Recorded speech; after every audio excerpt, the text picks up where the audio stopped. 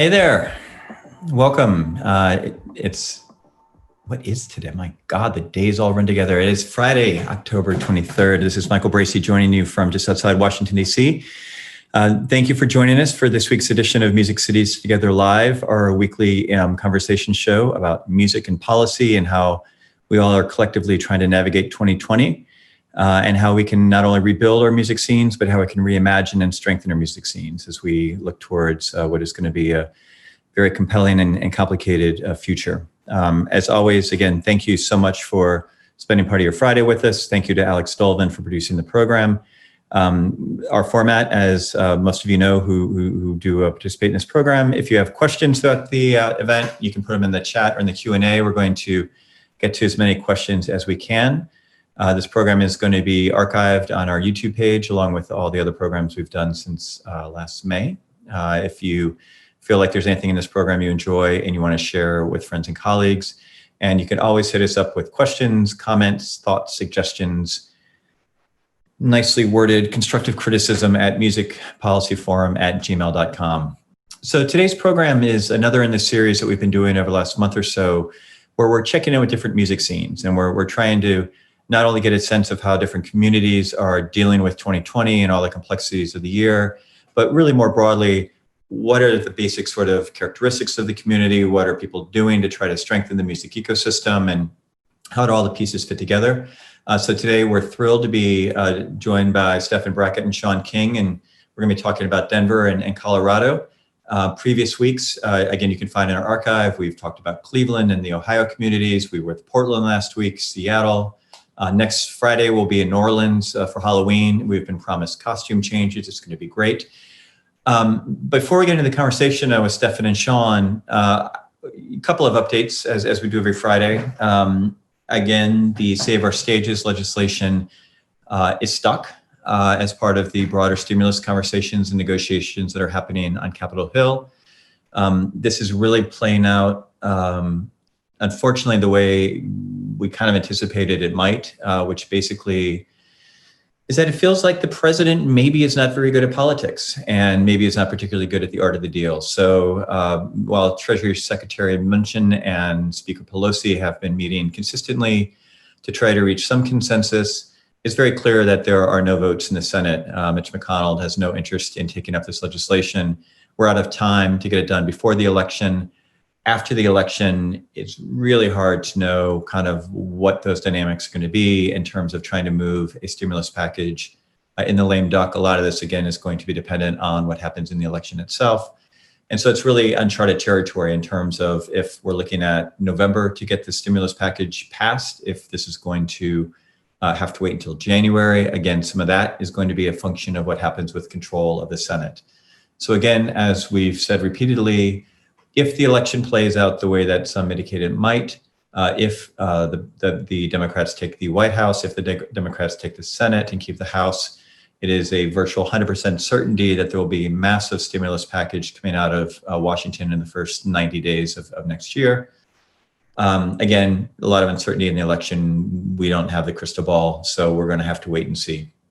The good news, again, as we've talked about, the fact that the House has embraced Save Our Stages, the fact that the White House has embraced it is good as long as they're in office. And current Minority Leader Schumer in the Senate, Chuck Schumer, is gone beyond his vocal support and has actually co-sponsored legislation around Save Our Stages. So the leadership is in place, and it really is just going to be a question of when the stimulus goes and what scale it's going to be at. So again, more to come on that front. I wish I had better news, but that's Washington, right? That's the world we're living in.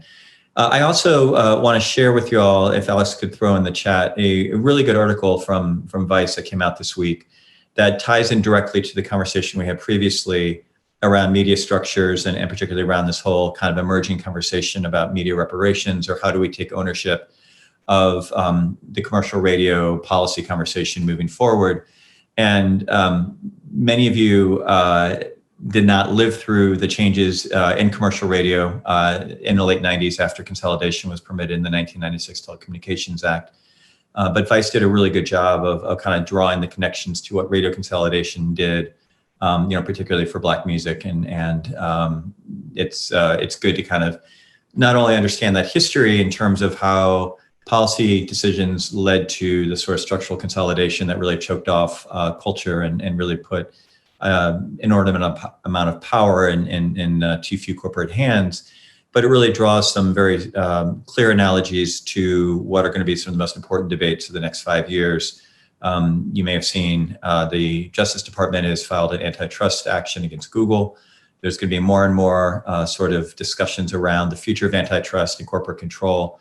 And we'll get into this with our guests a little bit in a minute. But understanding again the history of how the policy decisions deeply connect with the structures of the economy are really critical, because we're going to need to unwind or rethink a lot of that stuff.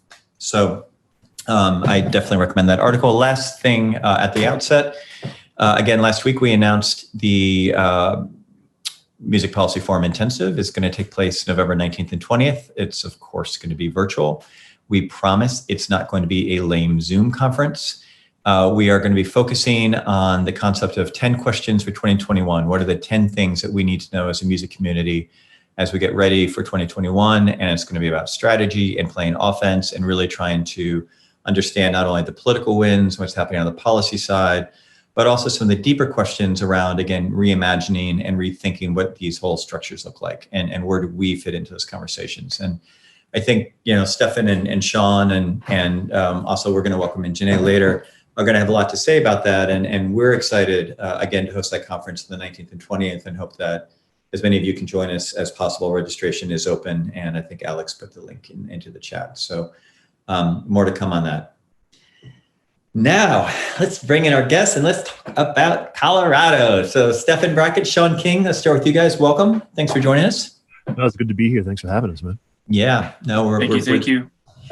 Thrilled to have you. And I have to say, we got a lot of side chatter when we announced you as guests. So a lot of people are excited to hear from both of you, both because of your work around sort of music infrastructure and activism, but obviously because people love your bands. And we're not going to spend the whole hour talking about your bands and talking about your careers, but let's start there. Let's do a little bit of that. And I think, it's interesting is y'all kind of came up in parallel, right? I mean, your timelines in some ways are pretty similar. Stefan, let's start with you. I mean, so walk us through kind of the early days of Flobots and kind of how did you guys start out? Where did you start out? And what were some of your kind of goals and intentions, as a band? Sure. I guess I'm just going to give a brief, real history. Yeah. Because Flobots actually we put out our first cassette, I think, in 1994. And I mean cassette. And at that time, that was me and a bunch of our friends who we grew up with. I think there's maybe 6 or 7 of us rapping rather poorly over like mediocre music at best. But that was like in high school. And by the time we went to college, a few of us got back together after college. And that started being the beginnings of what the modern like Flobots band is now. It really started on some real basic founding principles of social awkwardness and being nerds who love to rhyme words together. I think a lot of times the nerdiness of hip hop gets concealed by how cool it ends up being. But like, I think only nerds sit down and try to rhyme words and really ornate patterns for hours and hours by themselves. That's a decidedly nerdy type of activity, regardless of how cool you look eventually, if you get good at it. So like, we did that for years and years. After college, we got back together, got the band back together. But when I say band, that was like me and Johnny Five rapping over CD beats. I remember some of the shows that we used to do, it'd just be me and Jami. And if we got a little too animated on the stage, the CD would skip and we'd have to start the track over. We're talking high-tech stuff, or like, those old like CD Discmans. So like you'd hit the button and you'd hear the beep in between songs and would go through the PAs. These weren't even like Pioneer CDJs. These were just like no. It was TX. A Discman. It was a Discman that you could like throw on your fanny pack and collect ridicule. But what eventually ended up happening is that we started like hooking up with other folks that we knew or known for a long time.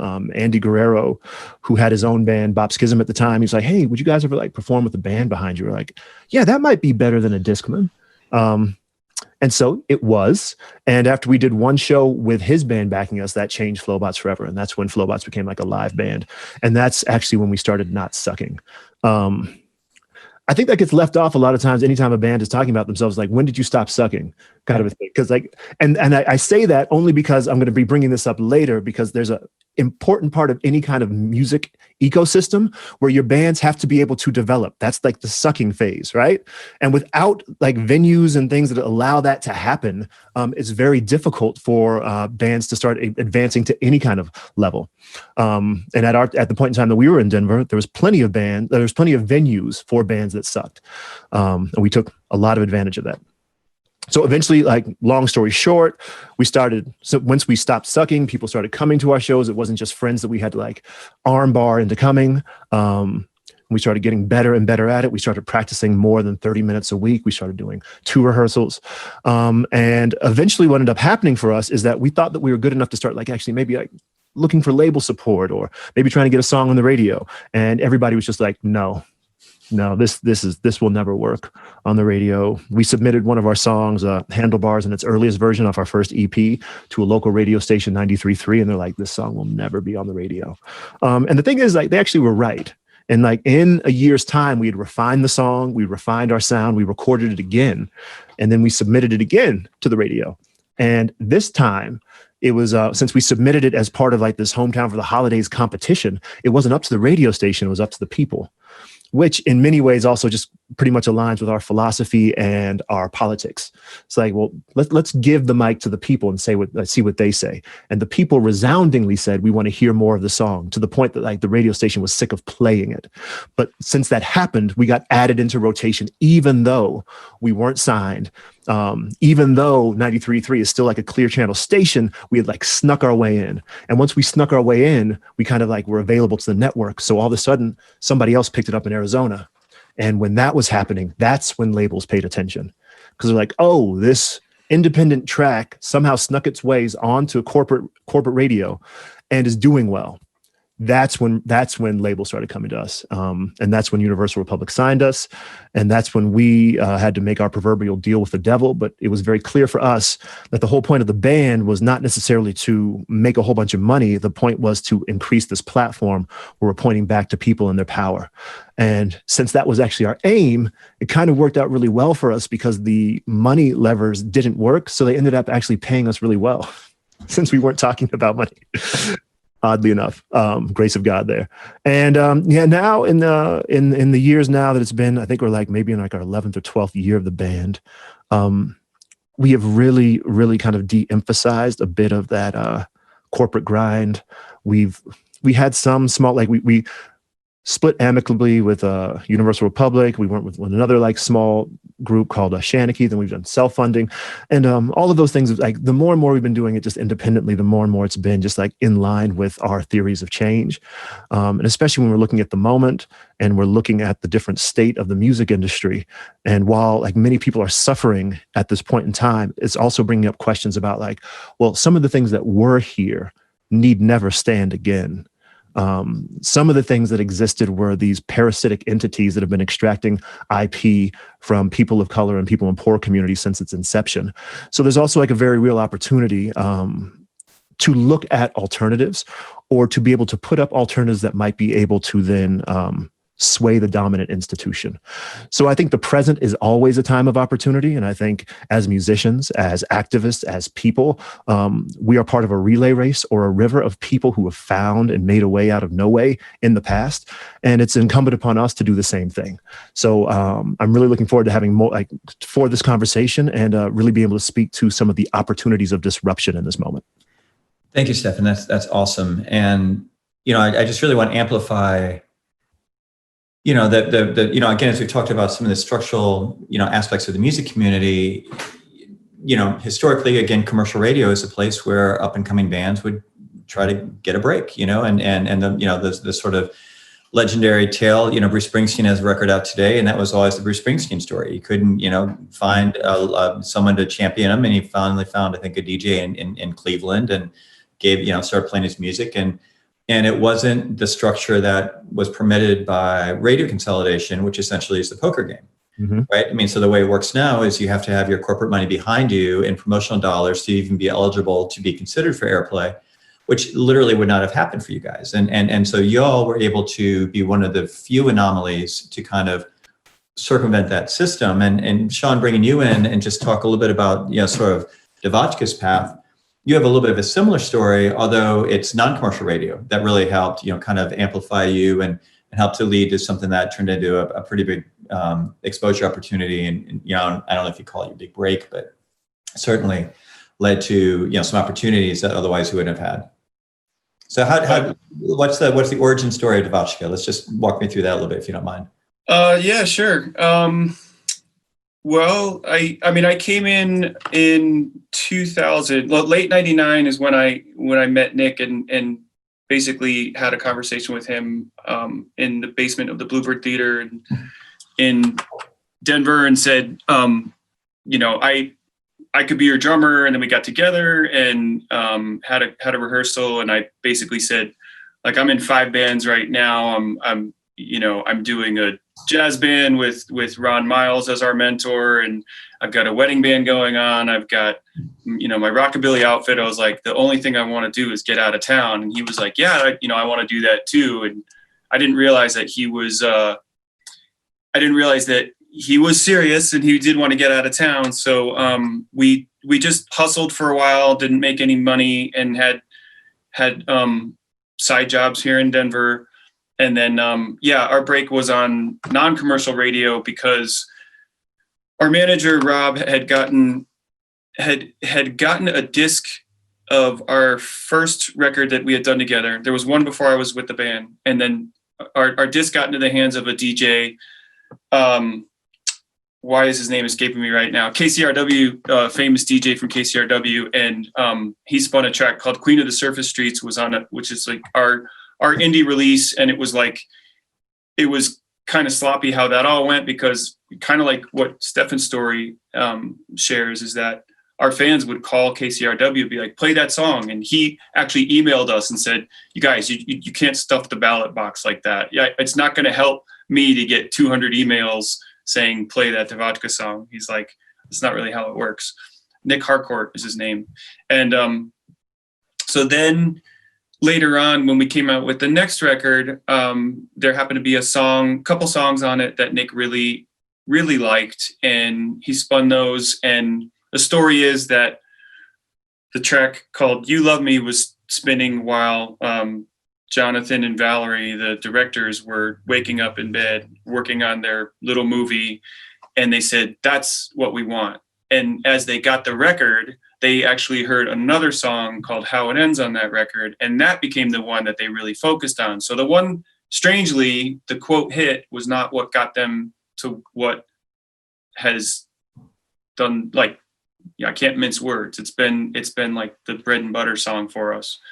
So once How It Ends, and yeah, Stefan, you know the story with the one song. And I talked to Raul, too bad he's not on this call, from Oso Motley, and we've had many conversations in LA about the one song. And we can drive around his neighborhood in LA, and he'll be like, oh, that guy, he played drums on that song. And it's really about the song. So there's no exception in our case.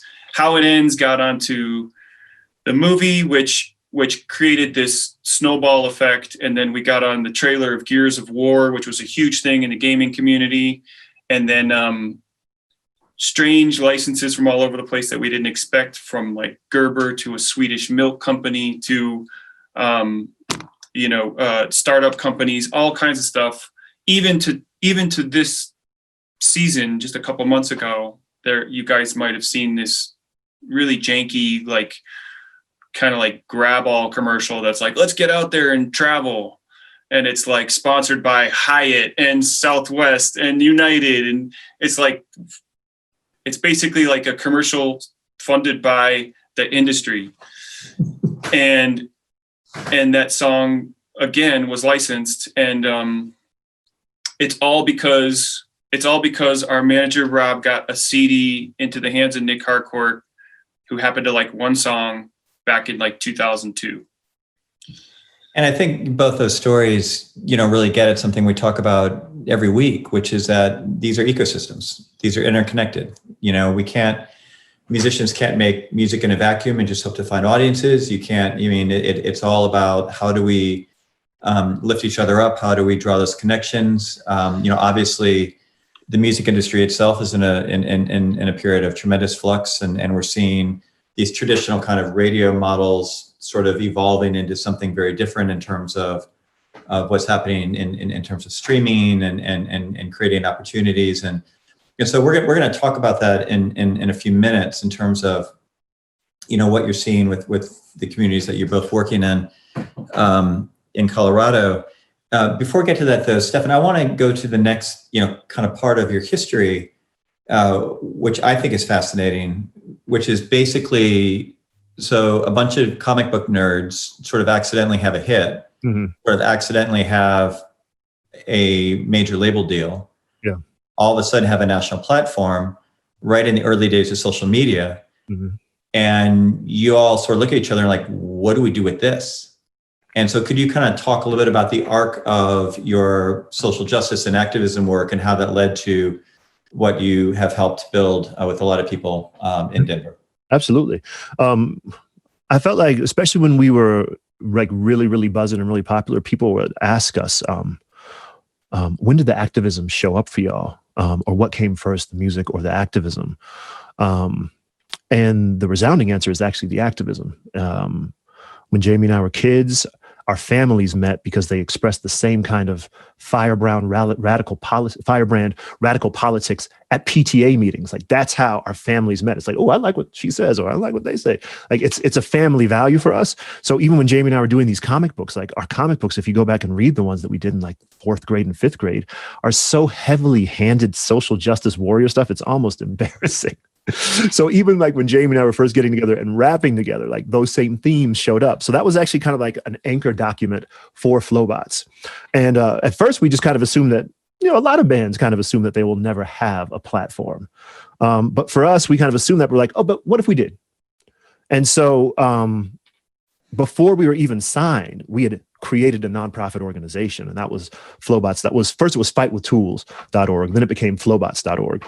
And we didn't know what we were doing. We just knew that we had to have something else to help us live out our lyrics and not live in hypocrisy, and help us live in alignment. Because otherwise, without these grounding principles, the machine of celebrity, however proximate or distance, has like a gravitational pull that will pull you out of your principles in a heartbeat.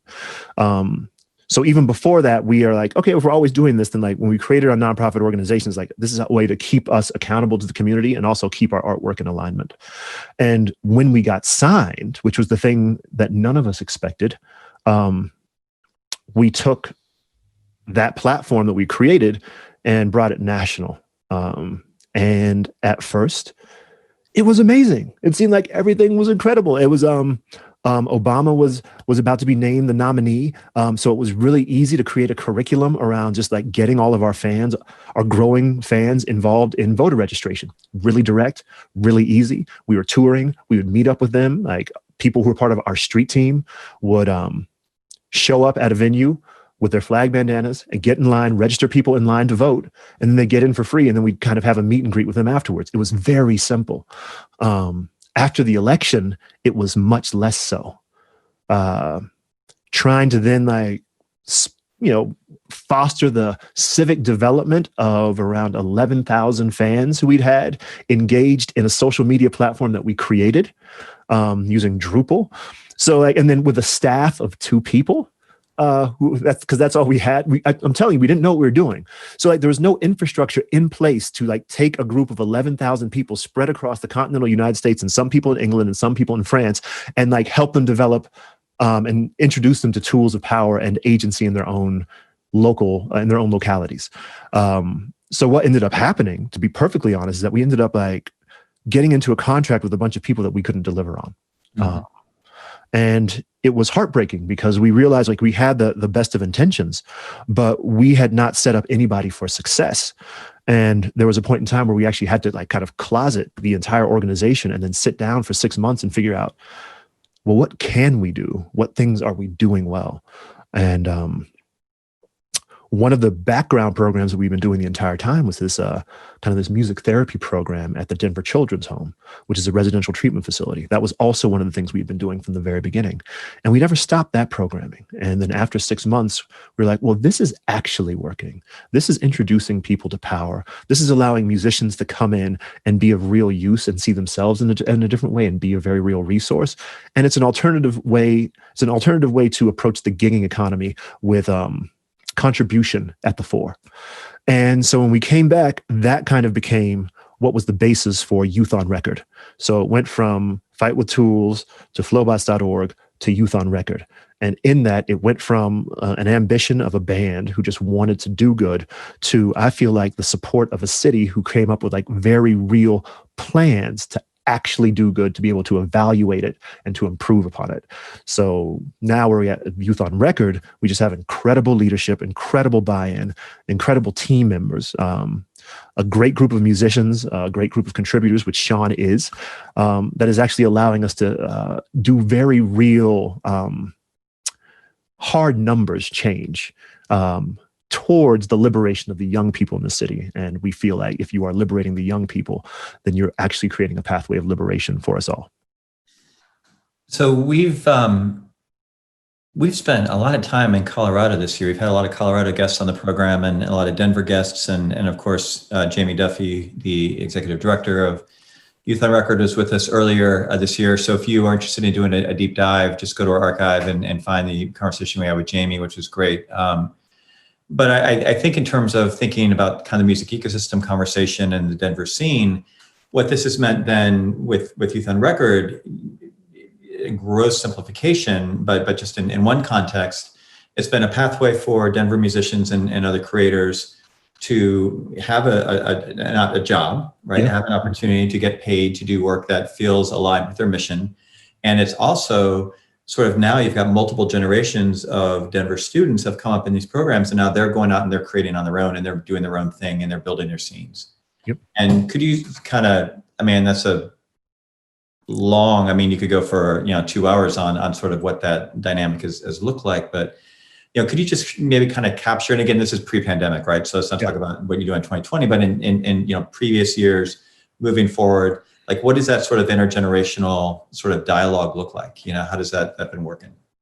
Well, I think in many ways, some of that intergenerational dialogue is what would happen if you are in a city that does have a lot of guardrails around the scene in the music ecosystem. Like there's lots of venues and there's funding and then there's like civic support and there's city support and all these other things.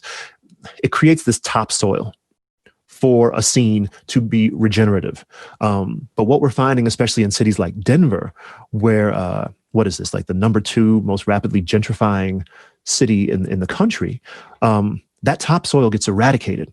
Mm-hmm. And so there need to be other interventions in order to make sure that, so Denver, for it being not like a major market city, has a surprising number of national acts spring out of it regularly. So if you're talking to certain people, you can be like, oh, Denver is a city that has like an incredible music infrastructure. But for people who've been here, it's like Denver is a city that had a music infrastructure like maybe 10 years ago. And you see like most of the bands were able to like participate in that. I mean, a lot of us came out of like a 3 square mile radius in Baker. Like that's where it's hard to put a finger on it though, because I think a lot of times in other communities, like, there's like an Austin sound or there's a Seattle sound. And I think like, we're talking 2 decades ago now, there was like a quote Denver sound. And some people will argue that there's a Denver sound, but, Stefan and I have talked about it a number of times, is like, who's it going to be this year? Yeah. Because every year had one. We had our One Republic, we had our Fray, we had our Flobots, we had our DeVotchKa, we had our Night Sweats. And it was like every single year we would be like, who's it going to be this year?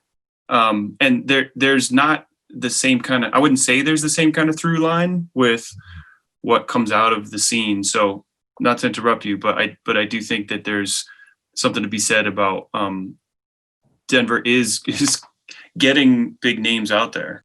Yes, we're getting big names out there. And I think like, so most of the bands that you even mentioned, like half of us lived in Baker, like in the early 2000s.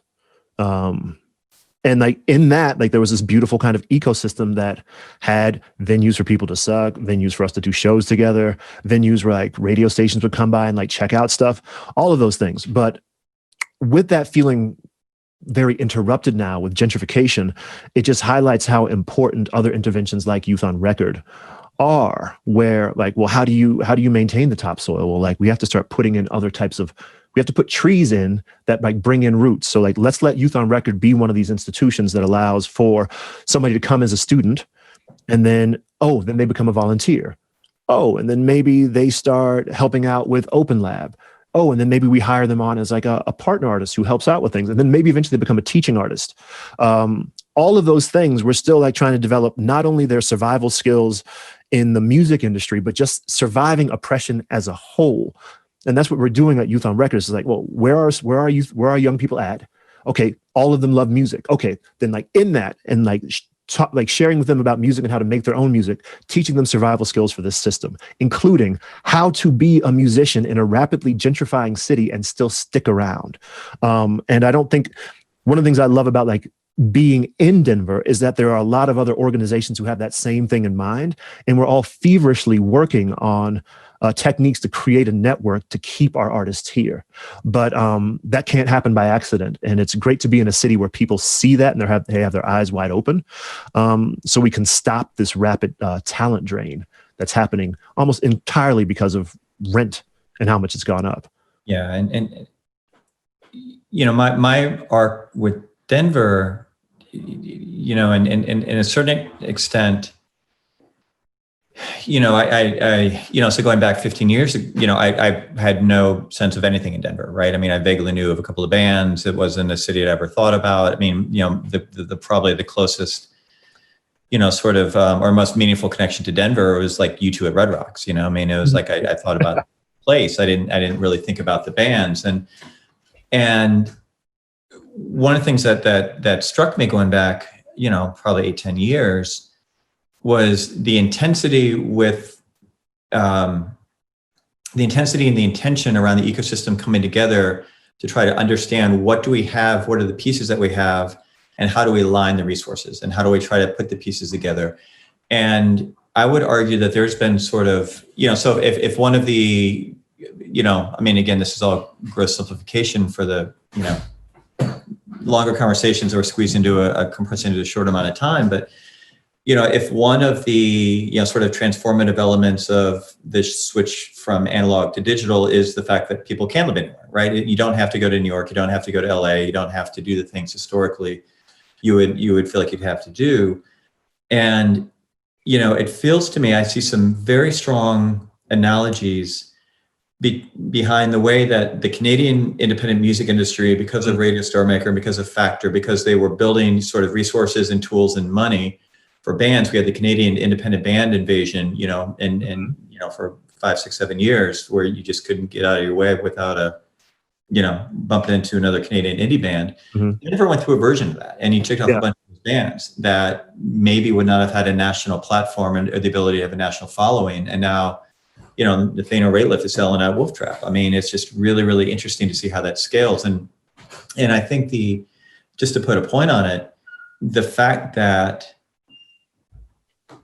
you know, again, next week we're going to talk about New Orleans, but you think about what happened in New Orleans, where basically post-Katrina, everybody rallied around culture as the thing that's going to bring New Orleans back, and that's been extraordinarily complicated, right? Even pre-pandemic, because what does that mean for housing prices? What does that mean for, you know, all the sort of complexities of neighborhoods? And you see like New Orleans, and I think Denver is absolutely dealing with some of those same dynamics.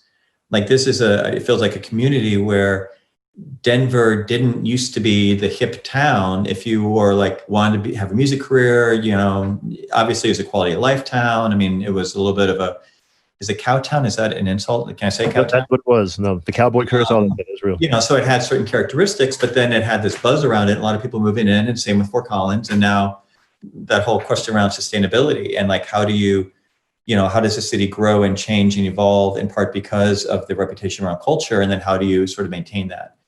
And so one thing, I think has been really interesting. And again, all the cities that we've featured, everybody's dealing with their own local version of some of the same dynamics. And it's not about music and culture. It's about, late stage capitalism and our political systems and everything, right? I mean, it's just a lot of things that are hard to kind of figure out how do we effectively engage with them.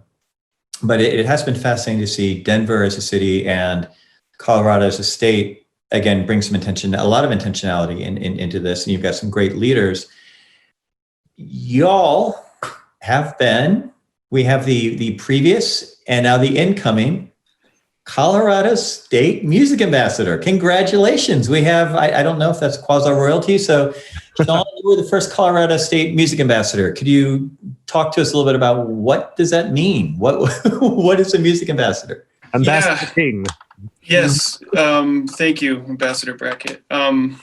It's been, it's a weird thing that okay, so it morphed out of, I was doing a little bit of contract work to talk about, and Michael, this deep history of talking about how do we partner local productions of commercials with local artists, and we had this clever name of CB2. So it was like Colorado Brands for Bands, and I was going to bring up the video that Stefan and I made in 2015, which was basically taking stuff from, like, let's say Oscar Blues is a world famous brewery here, and they took a classical piece and did this 90-second long form commercial that was on YouTube, and they were like smashing paint against beer cans, and it was all in slow motion. And so what we did with the video was we took one of Tom Hagerman's songs from DeVotchKa and said, you actually should have put this song in there.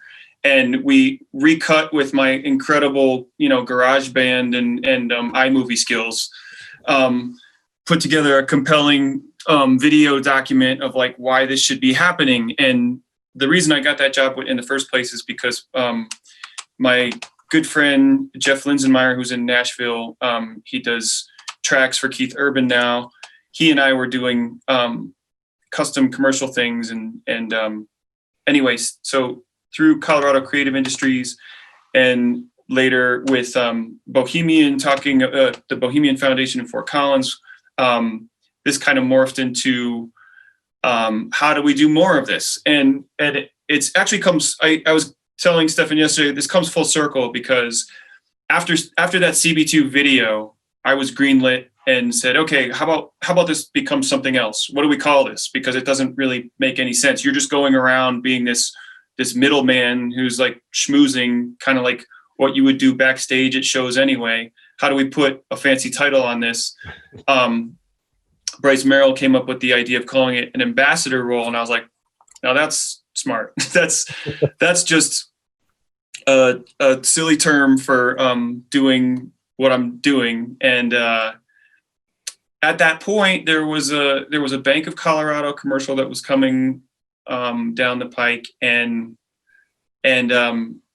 we needed something that sounded Colorado-ish. And then again, this goes back to what I was just saying about the bands here. And it's like, Wheelchair Sports Camp is Colorado, so what's your idea of Colorado, Mr. Producer? So Stefan said, well, okay, we were going through our ideas, and I think at some point we were talking about acoustic. People, when you say not just Denver, when you get outside of Colorado and you think of like streams and Rocky Mountain National Park and Red Rocks and all these, nature things, like you think of acoustic guitars and banjos, what have you. So Stefan was the one who said, why don't you call it Trout Steak?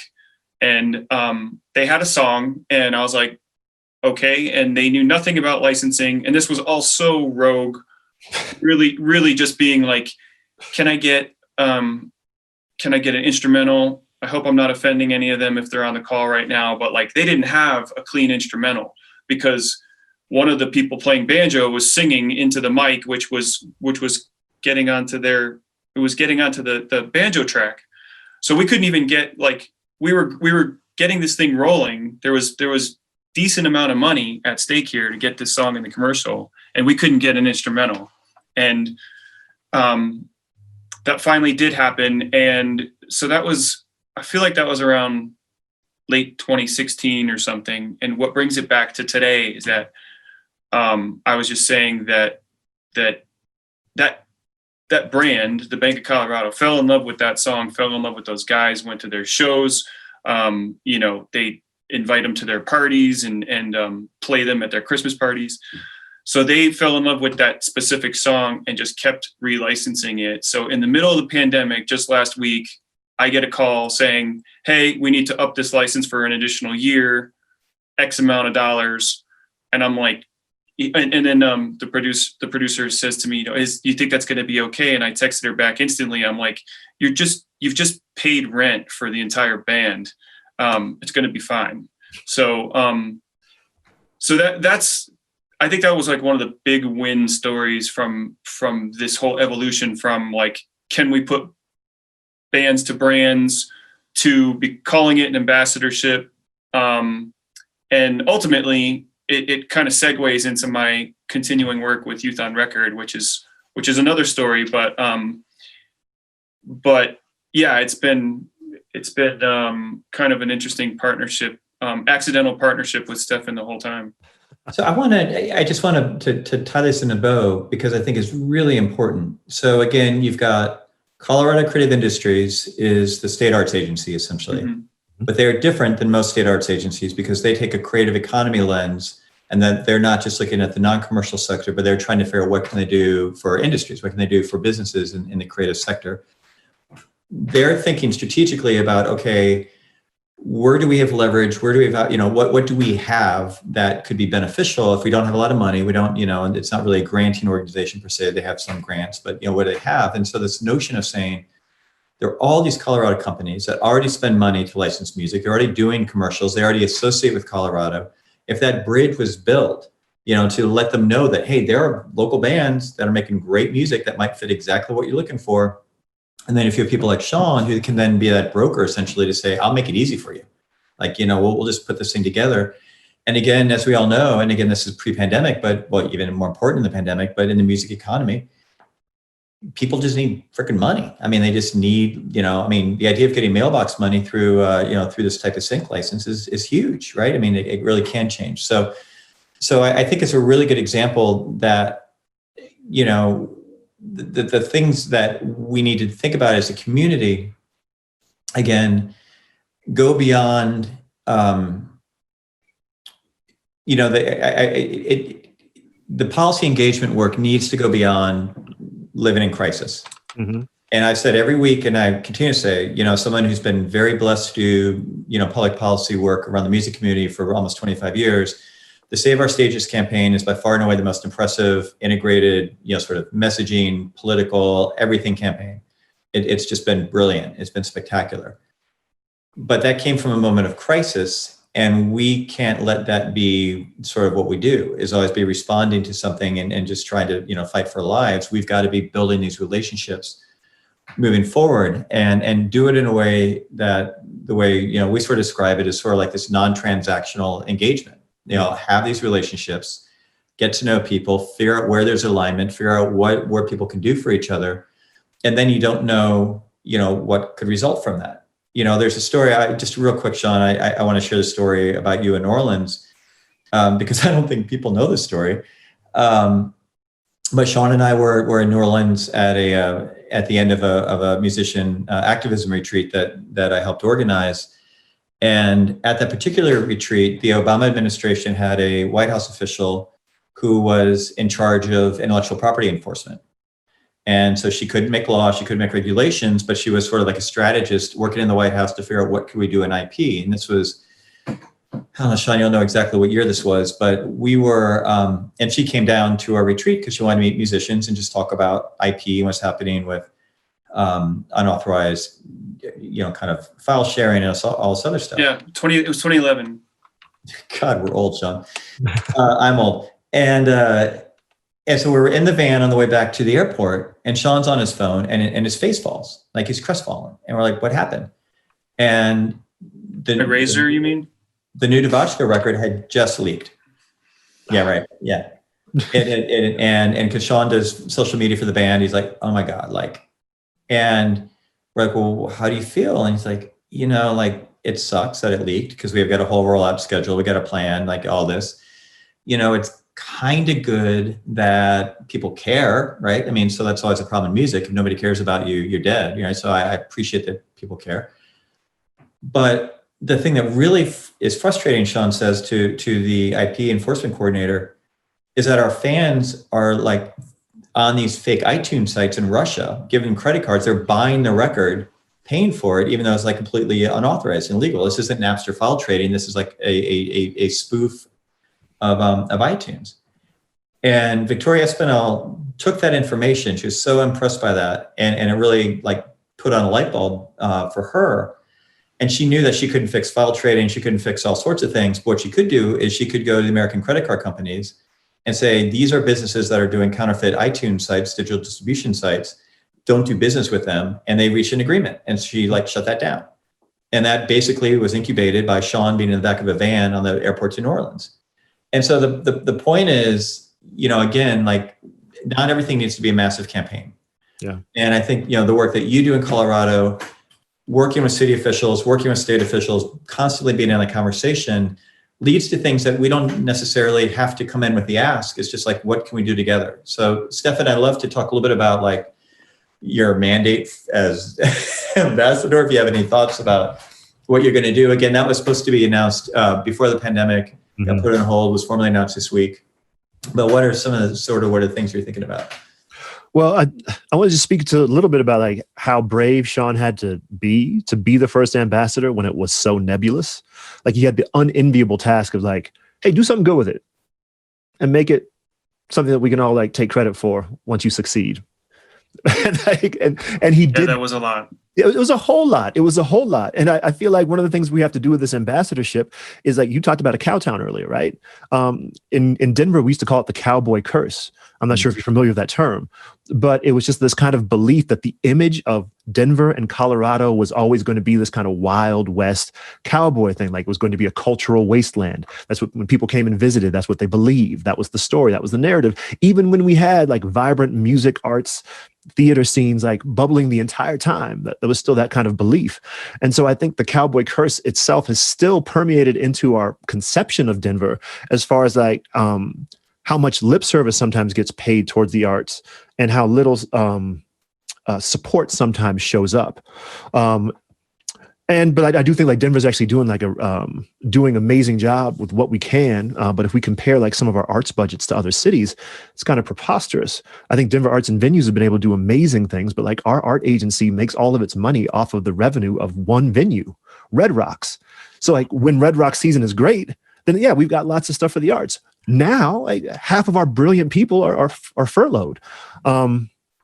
So in this, I feel like the task of the music ambassador is also reintroducing the state to the resource of music and musicians, right? And going beyond, yes, in the last quarter, $1.4 billion in revenue from the music industry and the arts agencies have been lost. And look at the other impacts. And so I thought what Shawn was doing with the ambassador is he was introducing musicians to the possibility of other ways of making money that if they lived in Nashville or LA, they would already know about. Since his tenure, so many musicians know oh, when we're in the studio, we'll record an instrumental version as well. So that there's so many other things that they can do with it. There's been this understanding. And I feel under my tenure or mandate, as Shawn was kind of introducing musicians and the industry to other ways to get their word out there and their music out there and make money from it or make a livelihood from it, I am trying to reintroduce musicians to the ways that they are very real resources for especially our youth, in educational systems and for communities. So like what I am attempting to do is like a few different types of programs. Like one of them pre-COVID was I was trying to create a statewide network of youth focus groups. Adults have tons of ideas about what's exactly perfect for young people. The thing is, we're not young people. And if we want to move efficiently and save money and actually make things that work, ask them what they want. It seems really basic, but I think one of the rituals of adultism is to invalidate young voices. And so I say that not as somebody who's above it, but how I have to constantly remind myself that my default will be to ignore and shut young people out of arguments, which is why we're creating this focus group.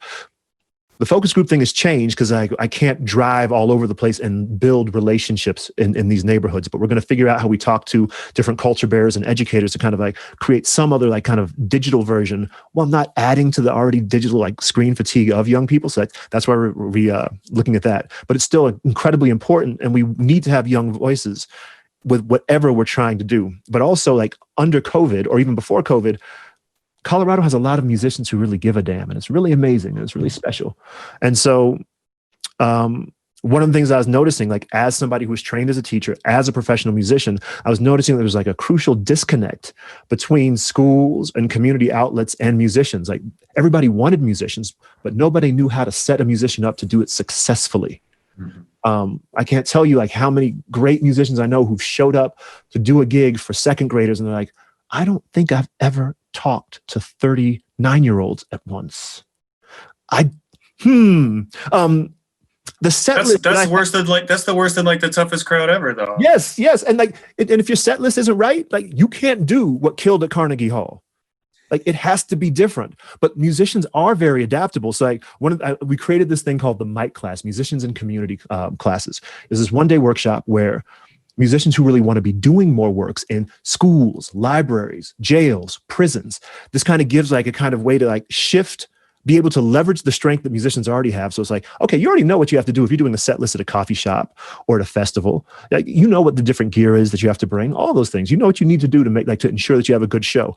And I take that same kind of understanding and then just like leverage it into like a kind of lesson plan. So like when you're done with our class, you walk away with a set list for one enrichment. And your set list is pretty much like your lesson plan, but kind of set up as a musician would. Like, how do you curate your own stories and songs in order to connect with this piece of curriculum? So like the set list is like, okay, what am I wanting to teach? And then your rider is like your contract between you and the whatever organization that you're with. And it's the way that you're communicating all the little intangibles that can make or break a show. Like, when do you all do fire drills? Mm. Will I actually be in this classroom? How many students will I have? Will there be a teacher there? I can't tell you how many times I have been a guest, thrown into a classroom, and the teacher just leaves. And I'm sitting here like in the middle of Brooklyn with a bunch of students. I'm like, okay, thank God I was trained as an educator. But so all of these things. So the musician and community workshop was to like create a way to make that smooth so that it can be a great interaction, but also another way for musicians to gig. Because there is funding for special outings and guests and assemblies and all those things. So with COVID, we've changed it from in-person mic classes to now we're creating specialized ones specifically to do things remotely. And with COVID, we're finding that the need for like really dope, exciting enrichments has been heightened. All the teachers that I taught to was like, please tell me when you're going to have the next one of these, because I would love to have a musician come to my class. Please, just to give us something else. And so that was the musician and community thing. And still, the mandate in this time is really, if the need is so high, then our innovation needs to be higher.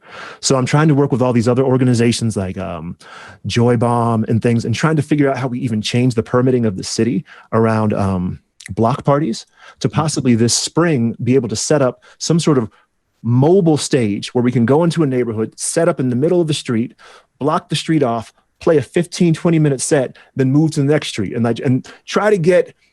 The venues are most likely not opening anytime soon, vaccine or not. It's going to take a while for that to roll out. But the need for music as the technology that connects us, well, we need that now very badly. And especially after we're going to go through what is sure to be a brutal winter.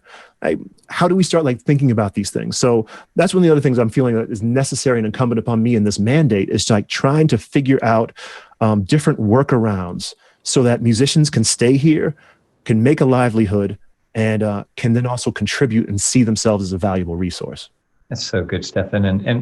And part of what I really want to hold up is, these are, I think that the conversations that we're seeing in the field are, every city trying to figure out, how do we become the best version of ourselves? How do we define that? What does that mean for us?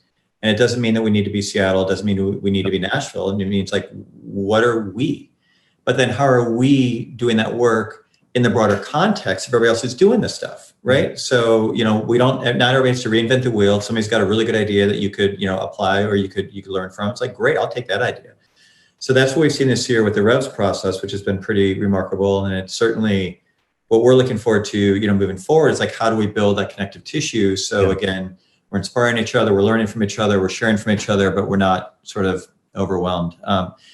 Shawn, I know you've got a special guest. I know you asked Janae to come in, and I want to bring her in, just to, if you don't mind, Janae. I know we're running out of time, but I just thought that there's one thing that I think Janae could speak to, that I do not have a lot, as my tenure is like over with being the ambassador and trying to be, having the task of having feelers in all parts of the industry. That's kind of, it's been impossible with small kids during COVID to know that. But Janae, who's a good friend of mine, can speak to what's been going on with the music advisory panel. I think they might have even met today, if I'm wrong. We met yesterday. Okay. Well, welcome, Janae. I thought maybe you could give a little synopsis of what that's all about. Yeah, so I'm on the music advisory panel. Stefan is also on the panel, so I got to see him yesterday. So basically the goal is to encourage individuals or organizations from the Denver music scene and Colorado just to apply and create a project or a program that can contribute to strengthening the infrastructure of the music industry here in Colorado. So we have the Denver Music Advancement Fund. And so, we just go through and see what ideas people have and what kind of opportunities that can bring to Colorado. Steph, I don't know if you want to add more to that. No, but also with your background, because you've been in so many different parts of the local music infrastructure, just also like, I kind of have a question, like, what other things are you seeing in the city? What seems to be working? What are other programs, Colorado Cares, or what are you seeing on the ground? Or even like the bands that you represent, like, what is it looking like for them out here right now? Yeah, I think the cool thing with Denver in general is it's very community focused. And hearing the conversation that you guys are talking about, I feel like I've noticed in other cities, it's more industry centric, where I feel like Denver has a more community based focus. Like, I know a lot of my friends, it doesn't matter if they're a musician or a photographer or whatever, like everyone's kind of connected and helping each other in that way. And that's one thing that I've noticed with Denver and Colorado is just a lot of people are really good at supporting the local scene here. And I think that's a strength that we have and something that we're really leaning into, especially with a lot of the organizations that we have here in Colorado, like Youth on Record, for example. They're a great example of utilizing the talent that we have here, which is really important. That's just reinvesting in the community that we have here. There's also a lot of things, like I help out with a thing called Headroom Sessions. It's a live music session that's recorded in front of an audience. And we feature local acts from the scene. And there are always two acts that don't sound anything like each other. So it's a good way to expose different audiences to different acts in the scene. And it goes really well, and it's really supported, and people are really excited about it. We have a lot of organizations like Denver Arts and Venues. I also help out with Majestic Collaborations. We just do a lot of things that strengthen the infrastructure of the music industry here. So we lay a good foundation for these artists to build upon. Janae, that's awesome. And I think it really, again, reinforces the reason that we spend so much time on the show in Colorado, because there are just, not only are there so many individuals and organizations that are doing really exemplary work and really thinking again about the intentionality and the connections and building power through collaboration, but are so eager and willing to share that with others, and so there's that, I'm sure y'all, what's the cliche about Minnesota nice? I don't know if there's Colorado nice and y'all actually just are stabbing each other in the back all the time, but we certainly, really value and appreciate, everybody in the community, again, being willing to kind of put themselves out there to talk about the stuff, so we can learn from you and learn from each other. The other thing too that I don't know, it sounds like we might be wrapping up in a second here, but one other thing I think that keeps coming up with from working on commercial music to helping bands get licensed to learning how to give a performance in a prison to, I know Youth on Record has come up a lot, but like the one consistent thing here, it just feels like we're way past the time of like, I'm an MC, that's what I do. I write and I'm an MC. Or I'm a drummer, that's what I do. And I focus on my drums and they sound great and I go on tour. And I do know some people who are in Nashville and they've got, that's their thing. They're touring musicians and, some of them may even be doing tracks for people, but still it's like, it's a very niche kind of thing. I think what we're all talking about here is just that there's so many different ways that we're called to do other things. And I'm not just talking like graphic design to do a flyer for your next show. I'm talking way beyond that. There's like the skill set that has to be put together to make your life rounded as a musician. It just over the last 10 years, it just seems like it's coming up more and more. That's why I love what I'm doing with Youth on Record because of that, because you can talk to someone young and be like, okay, well, you already know how to do Photoshop and this, but what's your business structure? And that seems to be a consistent of just diversifying doesn't sound like the right word, but it's more just like embracing that thing embracing that thing off to the side. You're going to give it some attention to bring you a little bit further. Yeah, Shawn, I think that's really well said. And it makes me, kind of think about, again, in our work, we don't talk about the music industry, we talk about the music community because it is a community. And, Alex has been trying to keep up with getting links into the chat. There's some amazing chats of a bunch of resources, a bunch of links to resources have been mentioned today in the program. I really encourage you to go to the Youth on Record website. Shawn, we didn't even talk, I'm sorry, about the My Youth on Record podcast, which is a great listen. Everybody should check that out. Shawn interviewing artists about sort of their musical beginnings and how they got started. It's really inspirational and smart. I know, Stefan, you've been working on some strategies around civil unrest prep plans in case, so people are as ready as they can be with whatever's going to be happening over the next, period of time. All those resources again on the site. So I apologize so that we're at time and we're not going to get to all these great questions which have been showing up in the chat. Should we answer our friend John in New Orleans? Should we talk about? No. Okay. I don't think we have time. It's a great question, but we definitely don't have time. Sorry, John. No, but we'll have a house party later. I'm just going to close with just a quick story. A number of us were fortunate to spend some time on Capitol Hill with Representative John Lewis. And it was really, John Lewis was everything that you would have hoped he would have been as a human being and just an incredibly generous and thoughtful and kind person.